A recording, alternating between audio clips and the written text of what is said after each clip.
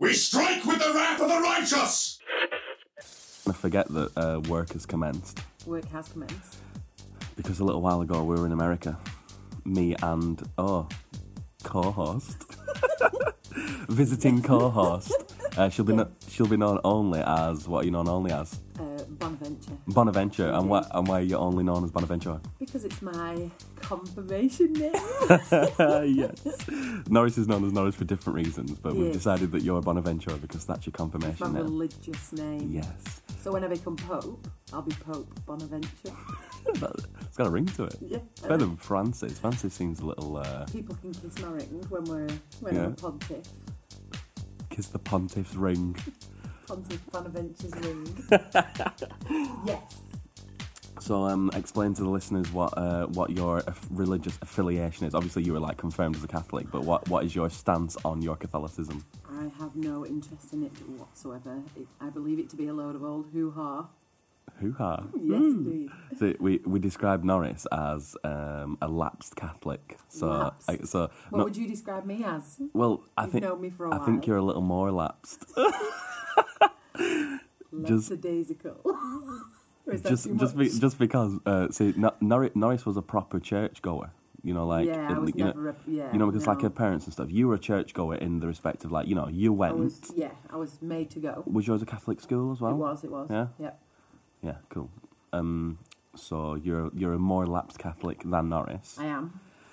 But you're enthusiastic nonetheless. I am. Yeah. Thanks. It's one of the nicest things you said to me. Brilliant. Right, so I've just been like setting up the microphone for the old podcast. I know, I was watching you. At which case, I checked Twitter and I saw this thing that I thought I'd just show you, right? Okay. And by setting up, I mean I was on the toilet. Wow. Yeah. Thanks for sharing. At least you didn't ring me from the toilet this time. I suppose that's so, a result for me. So on Twitter, right, there's religious news. It's at religious news, right? Okay. And they just literally just find hilarious religious stuff and just link it. Now, this link is to the Daily Mail Online, of which I'm not a fan, and I don't really tend to believe anything that they say. You don't. And they are a little bit like, they're always talking about like crazy weather, like snow, or like immigrants, or immigrant snow from the north.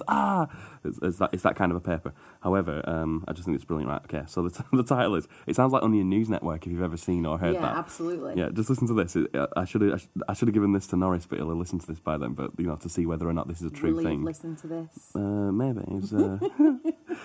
Okay, Buddhist monk enters trance in bid to, quote, meditate himself to death. I hope he achieves success. And tells followers he will spontaneously combust on Thursday. Which Thursday? I guess that's tomorrow. I hope he does. Yeah. Let me read you a bit. What happens if he doesn't? Does he then just say he wasn't meditating deep enough? Yeah, they'll just say next time. Jesus wasn't ready for him. Next time you gotta go deep. Yeah. A Buddhist monk who said it's time for him to die has decided to lay in a coffin and meditate himself to death. That's a quote from him. The Thai holy man told his followers that if he did indeed pass away, the coffin would self-combust on Thursday.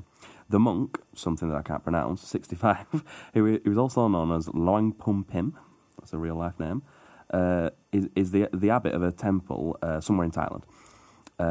Is in good health according to temple representatives, but that's not what his 41-year-old daughter says. And just when you think she's going to step in and be the voice of reason, she says that he died once in a cave, but then a miracle had brought him back to life.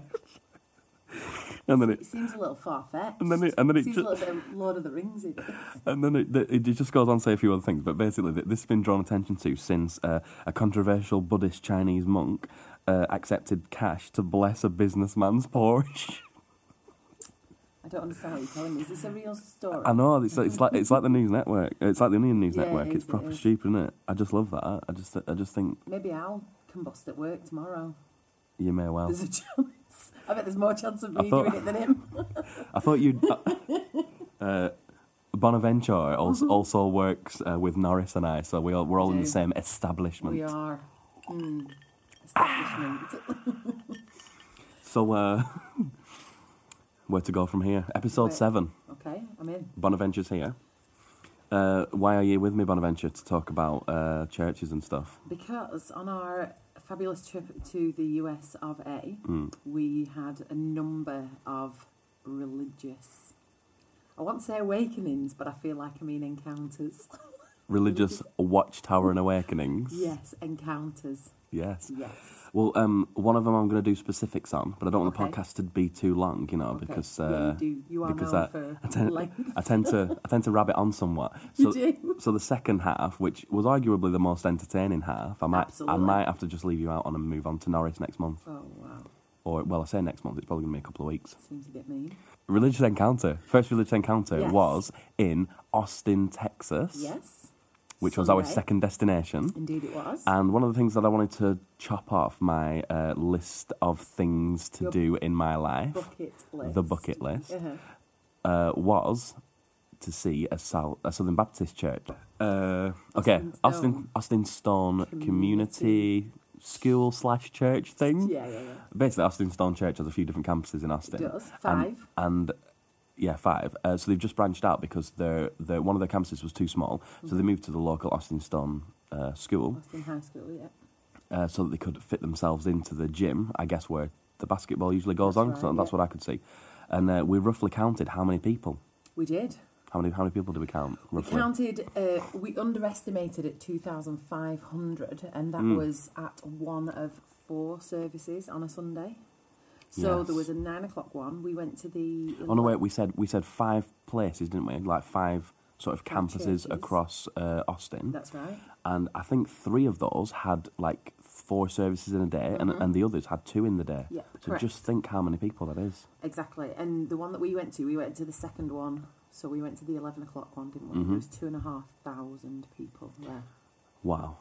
Okay, so what I'm going to do for the listeners, if you're American, I guess you might have done this before, so it won't be like so entertaining for you. But to us as British people, it was a bit, it was a little bit jaws on the floor, wasn't it? Because we were just really like, was. holy From the shit. minute we walked in, I think it was quite... Everybody that works there, just in case anybody listens to this, because I'll obviously be hashtagging and attaching things about Austin Stone, Yep. because one of the pastors did actually tweet me after the thing. Yes. Everybody that worked there was wonderful. They were very polite. Like Very friendly, I can't say anything bad about the people themselves. No. They gave me adequate information. I came and found you, didn't I? And then told you like where we were supposed to go and stuff. Yeah. And then we were greeted warmly and kindly, We were. just like we were when we went to the Mormon church the other month. Correct, That me we and did. Norris were discussing. That was me and Yes. Bonaventure as well. That was, yes. But then the thing kicked off, didn't it? And our It did. jaws went further and further towards the floor. Yes.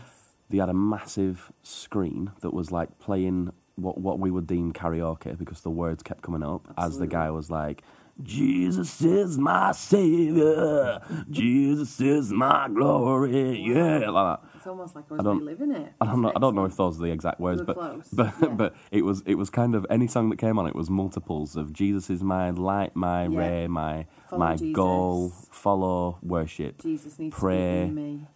Jesus is in me. I am on my knees receiving Jesus. Like it was Yes. it was basic lyrics It like really that. was. It did It get a little homosexual, really didn't it? Yeah, It did. little homoerotic. It did. I Jesus, enjoyed it. please enter me.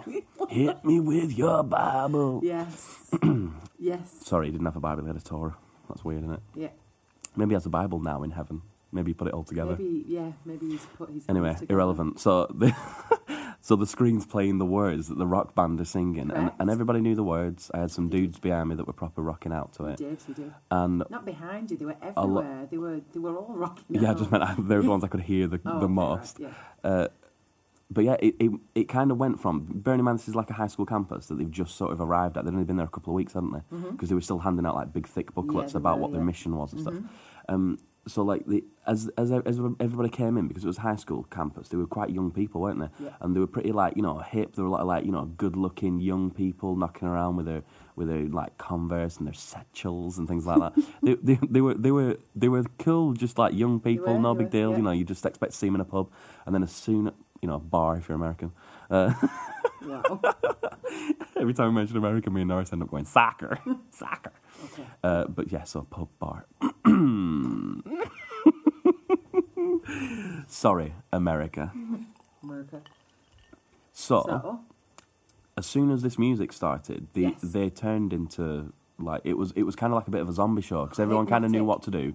It was hypnotic. The words were kind of like, they were sort of reinforcing the kind of, the Jesus vibe. People's hands started going up into the air. They did. Jesus is my saviour, with my palms in the sky. Yeah. It all got a bit, like... Cult-ish. Yeah. I felt uncomfortable. I was stood up with everybody else, as was you, and I kind of sort of swayed from side to side. You did sway. I didn't want to draw massive attention to myself, like the only atheist in the camp. I was ready to receive Jesus. Yes, fantastic. Well played. Apparently, Jesus wasn't there, despite what they told me. Jesus wasn't there, and I didn't receive him. Maybe he was busy at one of the other churches. Probably, you're probably busy, like not starving, not feeding letting, starving children. That's what I meant. Not allowing children to eat. Yeah, or is that God's fault? Some people think it's the same and one and the same. I don't know. Anyway,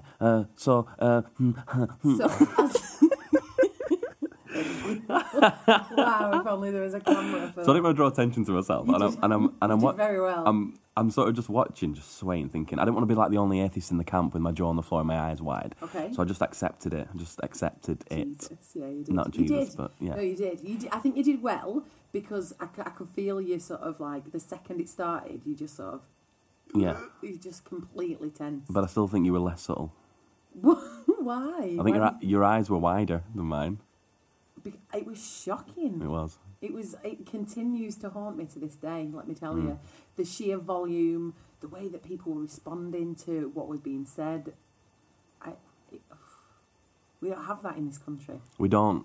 We don't. See, this is what the strangest sort of religious stuff that happens in this country is like the culty kind of stuff. So like the Jehovah's Witness stuff that I spoke about in other episodes, and the Mormon stuff, like the church that we went to. Yeah. It was strange, but the nature of the sort of the strange stuff tends to be cult-like stuff, which inherently tends to be smaller community sort of things. I feel like we don't see that size, do we? We don't, and I feel like over here people just go to church as part of a routine. It's a routine.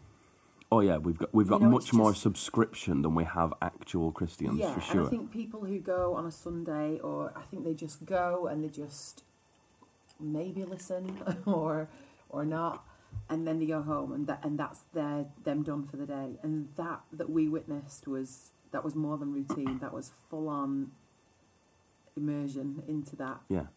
I was actually speaking to Norris today at work while we had a little time on our hands, and he was saying one of the things which we've mentioned in the previous podcast. But one of the things that he said was, my childhood seems to have affected me more, not like in a not in a hugely negative way, but just in an impressionable way. It's affected me more because when it's like more cultish and the rules are absolute, it really does affect everything that you can do. Whereas Norris was just saying, well, I was just like raised a Catholic, which meant you said you were a Catholic and you went to a Catholic school. That was enough. You didn't need to know your Bible. Nope. You just kind of knew through like rote learning. You kind of remember the prayers and the sequences and the Hail Marys and all that kind of stuff. It's just like learning the script. It's just there for you and that's it.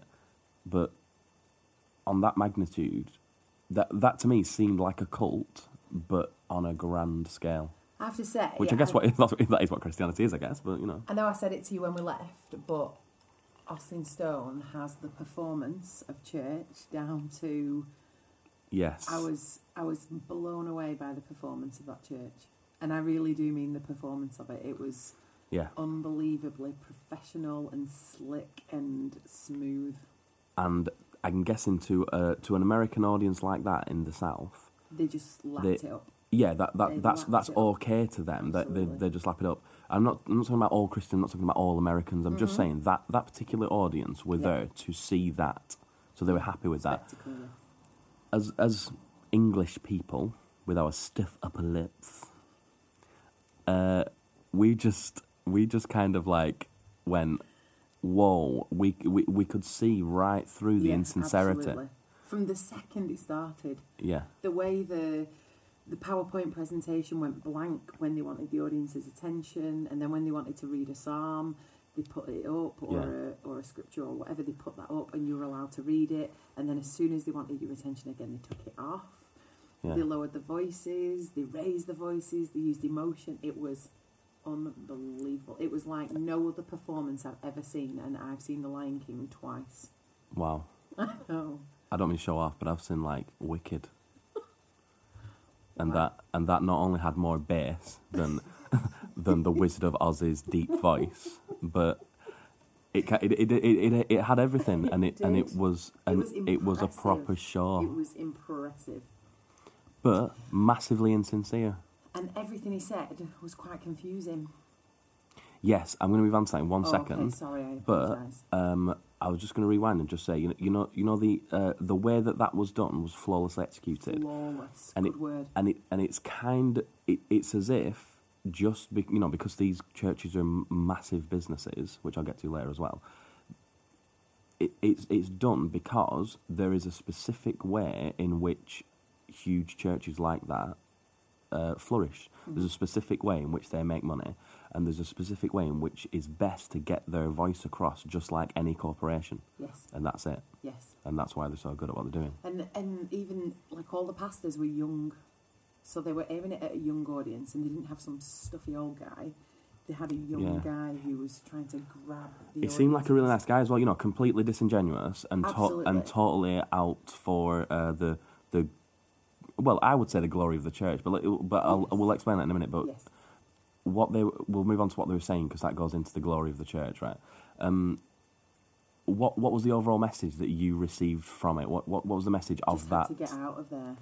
Oh, no, I mean, I don't mean the message that your body was telling you. I don't mean what you were receiving. I mean, when the guy spoke, what kind of overarching message? The one thing that really, really stuck with me was that out of everybody who was in his life, his wife, his children, his family, his friends, there was one person that came first, and that was God. And if he didn't love God, and if he wasn't for God, nothing else mattered. And as much as that would offend people like me and you, mm-hmm. Everybody agreed. Yeah, everybody in that place agreed. And you just stated that like there's something wrong with that. Yeah. And I listen to it and I think to myself, there's something wrong with that. Yeah. And if you laid that out, let's say like you tweeted one of the pastors or something like that, and you tweeted, you believe that God is above your wife and your kids. Yeah. They go, yes. They would, absolutely. And more than likely, the families would. What did you take from it? I took from it that what a lot of people have taken away from church is that it's a dependency. Yes, absolutely. And it wasn't just like, it wasn't a subtle dependency. It wasn't like everything will be all right if you just come to Jesus. It was constant, and it was reiterated, and it was 3-part listed. Everything was there. It was basically, you are worthless and you are pathetic without God and Jesus. Absolutely. And your life has to be God-centered, or anything you do is null and void. Yeah. And he kept also saying, when he said everything needed to be God-centered, and he also kept saying, and God must be God-centered. And he explained it in a variety of ways, but it was basically saying God is God-centered because everything has to be centered around God. So if God wasn't God-centered, then you wouldn't have a just God to worship. To me, that seems massively selfish. Yeah. But I don't know how well you know your Bible, but God explains that in the Bible, he explains that he actually is a jealous God. Yeah. He clearly states that. He is a vengeful, jealous, wrathful God. That's what he is. Maybe more so in the Old Testament, and Christians that love the New Testament are a little bit like, oh, but that was just back then when he were like full of wrath and stuff. It's not the same now. We can get into that another time. But the basic crux of the argument was, God is God-centered because he is really selfish. He created all of you with the ability to be flawed for no other reason than to praise him. Yeah. And I just see that whole thing as massively pathetic. Yeah, but they were absolutely just praising him. And so they said, I'm not so sure it's the same behind closed doors, but so they said, absolutely living their life for him. You can imagine they closed the doors and all sorts go on, but because they were all a bit white teeth and big smiles. A bit Mormonish. And then you can imagine... Hello. My name is Pastor Matumbo. Yeah, polished. The routine and themselves. And you can imagine they close the door and they're like swearing and like, I could see it. You could see it in them that there was a completely other side, because it was so performed and rehearsed and unreal. It was like watching a real theatre performance. Yeah. As a theatre goer, it was one of the best I've seen. You heard it right there, listeners. Bonaventure's a goer. So I'm just... Give him half the chance.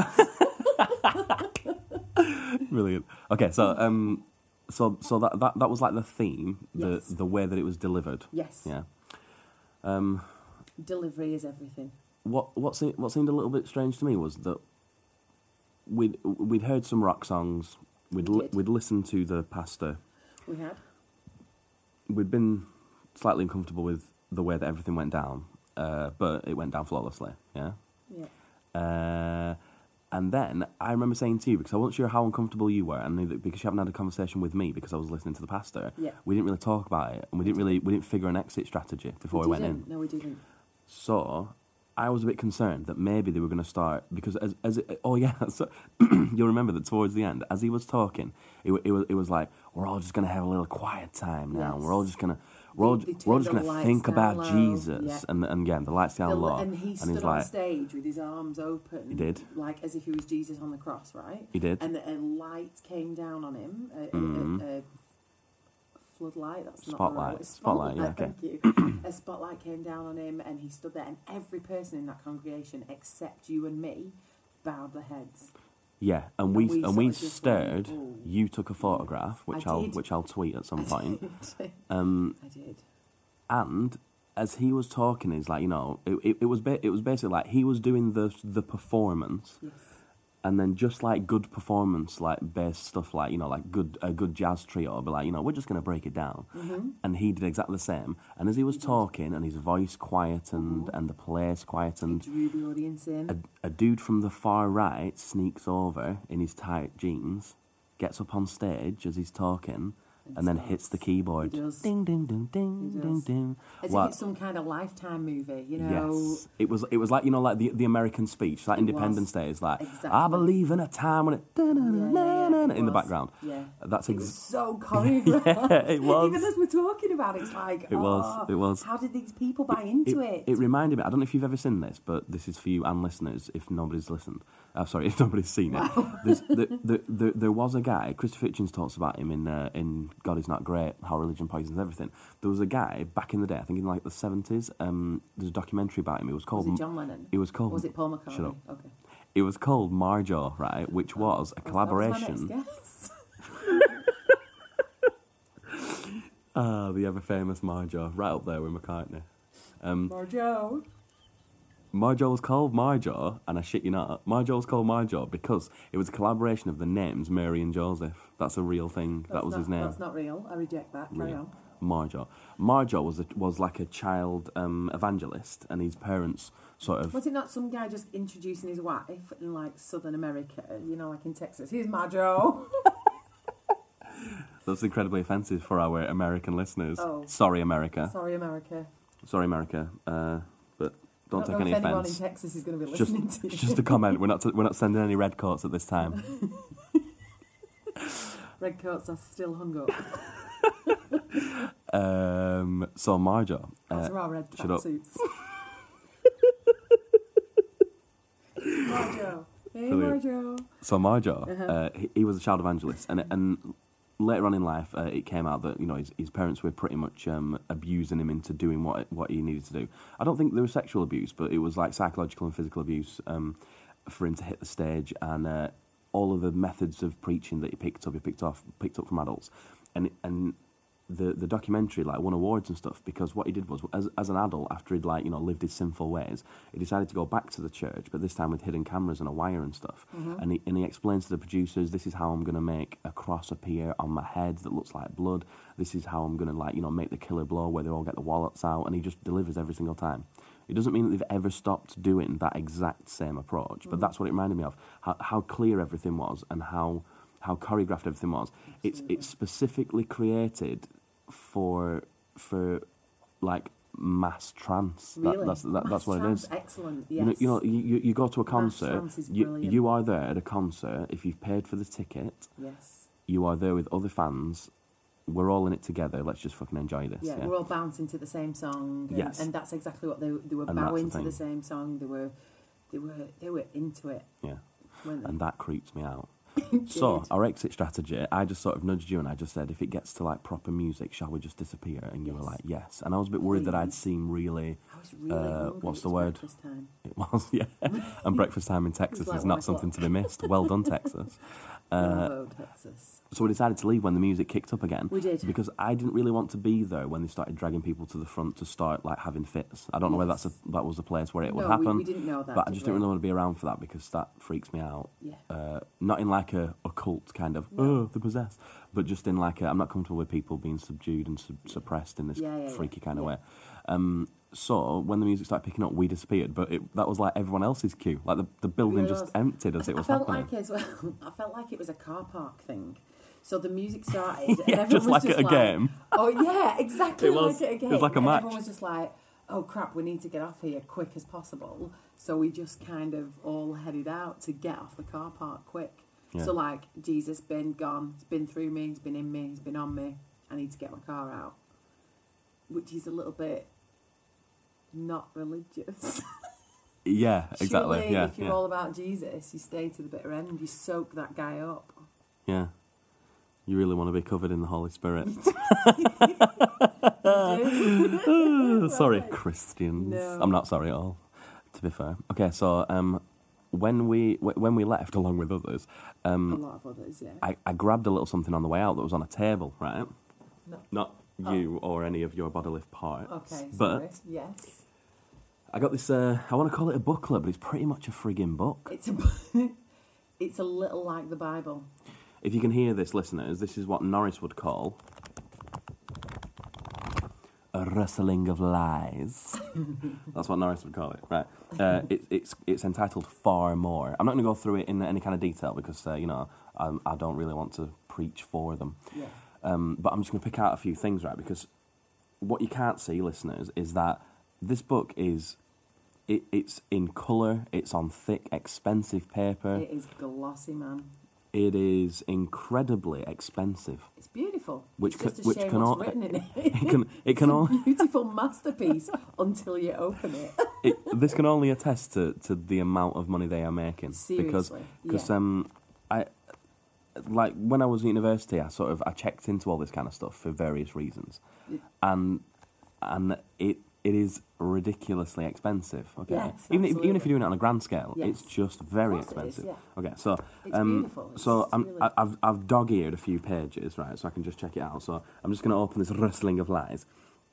Straight from the offset, just like the mission sort of brief that we were listening to. Uh-huh. They just basically create dependency right from the beginning. So the main pointers here are, this is what the church reckons it's all about. We are committed to being God-centered in focus. Mm-hmm. Remember, God is He's the also centre. God-centered. Yeah, because he's everybody's centre of God. because he is a selfish frigging juvenile that just like juvenile who created people specifically to worship him. Is that like Jewel in the Nile? Juvenile. Okay, so I got it. It's close. Okay, second one is reliant on prayer. That's the key word, reliant. Yes. That winds me up. Your whole life has to rely on prayer. Yeah, Everything you do, whatever, good or bad, if something goes wrong, rely on prayer. If something goes right, it was prayer. Yeah, rely on prayer. Yeah. But not the people that have got severed limbs because they don't grow back. They don't? No, Not probably even if you not. pray? No. Outrageous. There's a website dedicated to it called whywon'tgodhealamputees.com. I like that website. That's a true thing. Check that out. Relentless in mission, committed to training God's people, devoted to covenant community. Covenant community. Picture.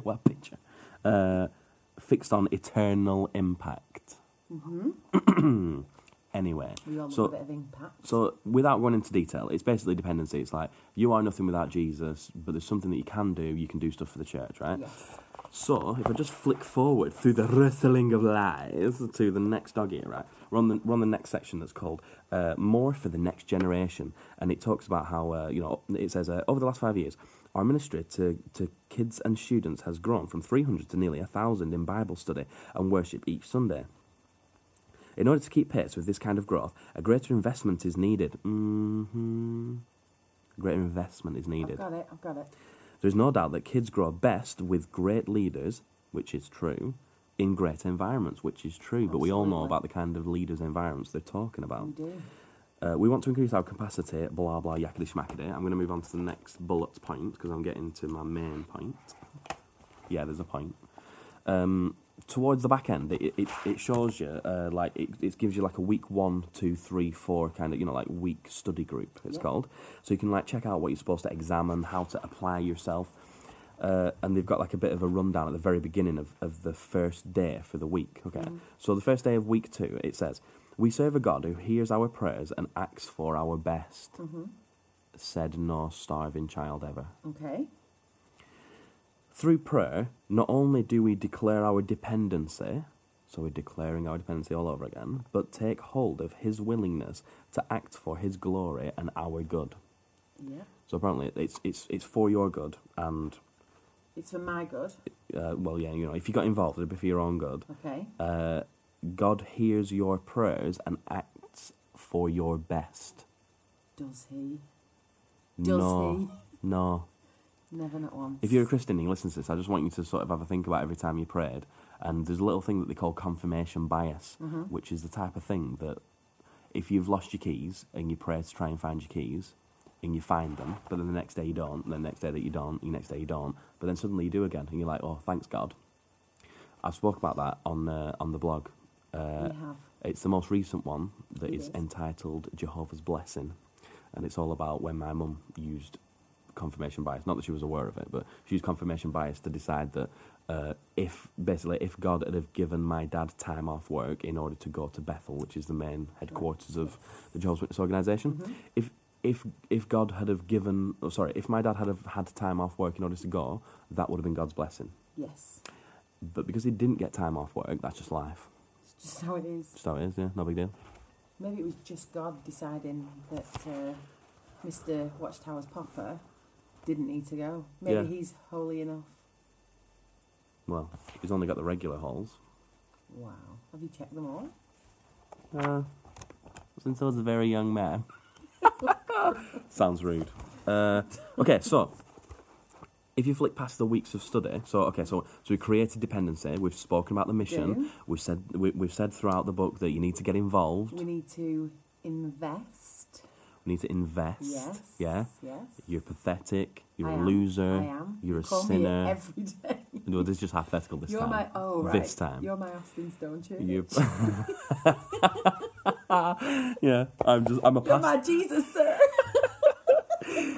This podcast is my Graceland. Okay, so we've created dependency, right? We have. Okay. Yes, we have. We've been through all that. Definitely done that. Then just as a great infomercial would do. Yes. Once it's shown you how much you need the product, Yep. and how much you can't live without the product, and how difficult your life was before the products. Yes. Just before you get to the juicer. Get to the jobber. Sorry, carry on. Then you slip in Yes. the price. Good. Okay. That's excellent sales technique. It is. It's exactly a So sales much technique. more, This is please. a beautiful Okay. marketing play It on a is. beautifully printed Glossy, thing that. it is. When I was at university, they spoke a lot about like what people would view as wasted space. But you've got to be like a brave designer to waste all this space that I'm looking at. And you've got to have money. You've got to have money in order to put 2 words on a single page that is larger than an A4. Okay? Indeed. And on this page it says generosity study. Yes, of So this is where they give you the clincher, yeah? So I'll just read this bit to you. God has given us life and breath, which I guess is the same as life, and being, which is the same as life, and without him we could not stand, okay? Dependency. Is that not without the spine? And he's given us money. When? You didn't earn it. He's given it. God gave it to you, Okay, good. yeah? I should check my bank account. You didn't earn that, yeah? And he's given Does us... it just come under your bank account as like God? Yeah. You get a receipt and it says, you didn't pray enough this week, I'm taking $100 off you, LOL. Find Jesus. Got it. Okay, he's given us money. He's seen fit to give us this stuff without which we could not eat, could not take shelter, and could not contribute to the purposes He's given us. Wow. Okay. Said no starving child ever. Oh, crikey. Anyway, blah, blah, blah. To the main 3 points, okay. The far more, which is, that's the name of the push, the far more generosity study is for you to work through those and any other questions you have in 3 parts. The 3 parts are money and heart, give, save, and live, and sacrificial living. Okay, so if I just turn over to the next dog-eared part, check this out. Money in our heart. When it comes to talking about generosity, for many of us, our thoughts are the same. We think, I've already been through this. I know God asks us to give to him and his work in the church. I've prayed through it. I've started giving, and I really don't need to hear about it again. I don't need to add anything to my current generosity. Aren't I fine here? Yet when we take that stance and settle just there, we're comfortable. There is definitely something missing. So what they're saying is people that are all... You're a pathetic loser, and if you give to the church, you're not, for a start. And secondly, if you're already giving to the church, it couldn't be enough, because something's missing in your life. Subtle, yeah? Well, I mean, it's not that subtle to us, because we're just like, well, why are you asking us for a lot of money? I know we've just had this conversation, but we did have it off microphone. As we're reading this, and we are quite shocked by the words they use and the terminology they use and the way it's presented, how do people not see this? How do people not see what we see? Because once they they're... lost it up, and they kept saying, didn't they, throughout the service, they kept saying, we need you to invest, blah, blah, blah. And then straight away my ears pricked up and I'm thinking, here we go, here's the money talk. And they were like, time and attitude and dedication and commitment and investment, and I need you to invest, and they kept using this word, and then just at the end they were like, and we need you to invest your money, and and they just kind of said it and moved over it, and to us it was kind of shocking again, because they'd sort of glossed them up, they'd oiled them, they'd lubed them up real nice, and then they just sort of swept right in there and I'll put a sound effect right there that goes oh, do it, yeah. Here it goes. Like wait, just be quiet for 1 second. Okay. Excellent. That's very clever. I know. If we see it, how do these people not see it? Is it that they have something so vastly missing from their lives? Is it is it? This brings me back to a conversation that we had in America in a hotel room when we were watching some stupid thing like QVC or whatever it was. You know, teleshopping. Yes. And there was that weird-looking woman. Crazy-looking woman that and she was like she'd had a stroke. She was 90, and from a distance she looked 30. Yes. Yeah. Yes. She had bumps in places people shouldn't have bumps, let me tell you. And I think she'd had a few bumps injected as well. We were having exactly the same conversation, but about actual products. And seeing as this is selling a product, and don't pretend like you're not Austin Town Church, that's what they do. They mention the price, but the price is inconsequential, because you need the fucking thing. It's not the price is no big deal. They mention the price and they'll move on, but they'll be like, oh, but look how big it is and strong it is, and the clarity of it, and how good the quartz is, and like it's that kind of stuff. It's like and even this even says, you know the previous couple of the previous page when I said. And he's given us money. That's a sentence. Yes. And he's given us money. Yes. It's God's money in the first place. They're saying he has given you money. Everything you have is his. It's not your money. It's already God's. Now cough it back up. It's God's. Yeah, absolutely. Yowzers. Anyway, so the next one is give, save, and live. Ready, listeners? I'm ready. Are we sitting comfortably? Then I shall begin. There's nothing like the feeling of surrendering everything, even our money, to God.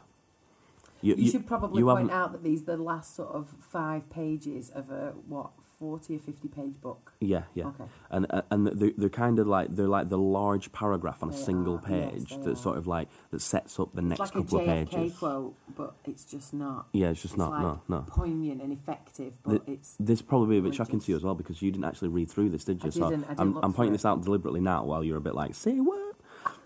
Okay, so there's nothing like feeling surrender even our money to God. There's relief, there's joy, and there's power in the very moment we decide to turn our finances over to Him. But too often, when it comes to giving, our want to withers unless we understand how to. We experience a moment of powerful conviction, you know, when you're under a powerful trance, powerful conviction, and feel a real hunger to change. But when we are faced with the reality of questions like, what does this practically look like? Where do I even start? Where do you even start? And then obviously it goes into a few details of how you could start. Of course it does. I mean, why would it not? We can have lots of fun, like New Kids on the Block said. I just want to point out that I don't know if you noticed, but on the way into Austin Stone Church, as I walked through the doors, there was a huge bowl that had a lot of notes in it. We had this conversation at the time, and I said to you how impressed I was that they left the investment of money towards the end, and that was what you said. And I think I was so keen on getting out intact without being squelched on by a religious... Squelcher. person, that I just head down and left. Yeah. Crazy stuff, yeah? Yeah, really, really. But you did say at the time there was a massive bowl, didn't you? It was full. Yeah, big bowls. So then the last one is sacrificial living. Okay, so listen to this. Time for an important reminder. Giving is messy and hard. Indeed. I've heard that. Yeah. Giving is messy.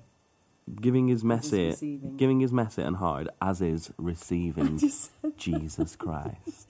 I just wanted to put. Good. I just wanted to put Jesus Christ on the end. You did well. Okay. It means reordering decades of thought patterns. Radical and sacrificial giving is really hard. Life is full of curves and snags that sabotage our desire to be generous. And give to the fullest, letting go of absolutely everything, is, according to Jesus, impossible. If you feel like this is impossible, know this. You're right. On your own, in your own strength, it's impossible. The kind of giving God wants for us is only possible for those who have the Spirit of God living within them. So, the point of these people going is because they want to feel the Spirit of God. If you give everything you can, you're the cool one. You're the one that's got God. You're the one that has Jesus on your side. You're the one that's sacrificing the things you can sacrifice to the church. Mm-hmm. And they are 9 times out of 10, and I don't know this about the pastors because I haven't looked into this specific church, but 9 times out of 10, the pastors are the fat cats living in hilariously large mansions with a lot of ground. So while they tell everybody else to give up the percentage of their income, they are hoarding millions. Mm-hmm. Absolutely. And I find that, like, you know, well-heeled televangelists just walking around with dollars just falling out of their pockets on stage while they ask people to give them more. Absolutely. Or else the church will go down. Do you know what else? I don't know if how much you want to dwell on this, but as part of the sermon that we watched, they did mention about the founder of the church and how he'd left the church. And it was all part of the sermon and how people used to ring up and ask if he was going to be there that weekend. And he said to them, no, he's not going to be there, but I'll tell you who is. Jesus. Jesus is going to be there and you should be there to see him. And the whole congregation was laughing, again, except yourself and I. Yeah. And it was all very staged and ridiculous and over the top. When we left, we then did a bit of Googling of this guy. And he's left and created a really cool Christian rock iTunes his own church elsewhere. And his own church. Was it in Louisiana? So this was in Texas. Yeah. And he created another new church in Louisiana. So he created the Austin Stone Church. Because that's what he believed in. That's what Jesus told him to do. The guy that was talking to us on stage, he said that the founders, they got around and they were like, God, oh yeah, this is actually a good point. It's like, God, do something through us that is so magnificent that the only possible explanation would be that God did it. Yes. And lo and behold, through vast communication, a huge drive, printing presses. Yeah. An impressive band, because this guy was part of this band that people wanted to see. And lo and behold, God somehow managed to work through them. The only possible explanation for it being God, I don't think it's that. You don't? Not even close. Wow. I just don't think you believe in this stuff. Yeah, I just don't. And not only do I not, but I can't, because things like this are going on. I know. It's been an immense holiday, but it's been quite an eye-opener. It has. Hasn't it? Yeah. It was pretty shocking, and that wasn't the most shocking thing, let me tell you, listeners. That was just a peculiar thing, wasn't it? I'm glad we went. Yeah. Anyway, we're going to have to wrap up because it's going to get a bit silly. What are we on? Well, once it's edited down, maybe like 45 minutes. It's going to be a bit much. Enjoyed it. I have, or are we talking to the listeners? All of you. All of us. I was actually talking to Jesus. I hope he's enjoyed it. Yeah. Send me a sign. Oh, the lights just went out. So, yeah. Oh, no, that's because I've not paid my electricity bill. Wait, we'll do another sound effect. Okay. Send me a sign, send Jesus. us a sign. Did you enjoy this podcast? That better not have been like a huge bell. Just... Send a sign. Yeah, in the distance you'll just hear in New York go, I got your sign right here. Yeah. My ass. Okay, so we're going to wrap it up. Let's wrap. Next time, it's going to be me and Norris again, and we're going to be discussing, the second thing that happened. I don't know how you can discuss that with Norris. I'm outraged. I know, but I've promised Norris now. But I guess wasn't there. it might be funny because then a lot of the things that I tell him he won't have heard before, whereas you were just there. I was But there. I can put in you 10 pennies worth, Please and you can send me that video, and I'll let people listen to the audio. So tune in for that bad boy. And in the meantime, also the questions young people ask, I do apologise. I still haven't got those out. I've only done 2 so far, and I've got like 6 or 7 in the mix. But with going to America and stuff, it just took a bit of a toll. It's your fault, and it's Austin Stone Church's fault. It's Jesus' fault. So I guess with that, we'll sign off. Say goodbye, Bonaventure. Goodbye, Bonaventure. You said it exactly like Norris does. Well done. Thank you. I didn't do that on purpose. Okay, so bye from Mr. Watchtime, bye from Bonaventure. I guess that's it. So have a good week. Just remember, there is no God, but if there is, may he strike us down.